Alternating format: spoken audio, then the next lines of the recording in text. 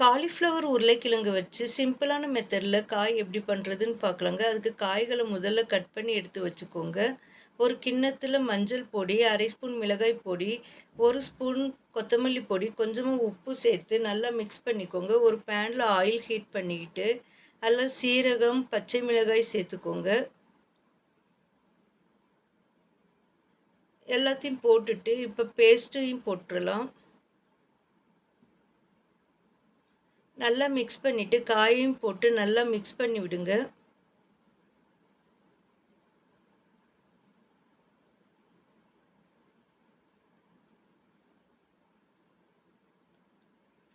Coil கொஞ்சம் கொஞ்சம் தண்ணி தெளித்து விட்டு நல்லா வேக வைங்க. மூடி போட்டு வேக வச்சு எடுத்துக்கோங்க. நல்லா காய் வெந்ததும் அதில் அரை ஸ்பூன் கரம் மசாலா போட்டுடுங்க. போட்டு நல்லா மிக்ஸ் பண்ணி ஒரு 2 நிமிஷம் மூடி போட்டு வச்சிங்கன்னா காய் நல்லா வெந்துடும். சூப்பராக ரெடி ஆயிரும். ட்ரை பண்ணி பாருங்கள்.